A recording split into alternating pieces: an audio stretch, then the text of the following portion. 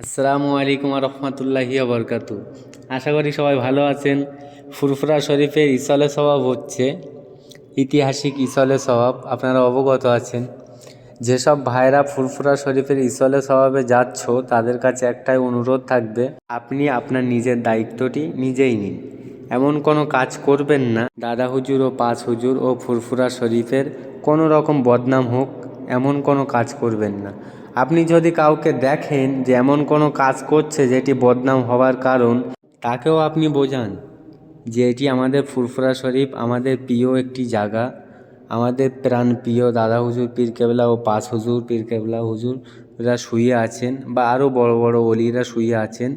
এমন কিছু কাজ করো না যে এই জায়গাটার বা বদনাম হোক বা আমাদের হুজুরদের বদনাম হোক। তো সবাই ভালো থাকবেন, সাবধানে থাকবেন, ও পাঁচ হুজুর দাদা হুজুরের মাজারটা অবশ্যই জিয়ারাত করে আসবেন। সবাই ভালো থাকবেন।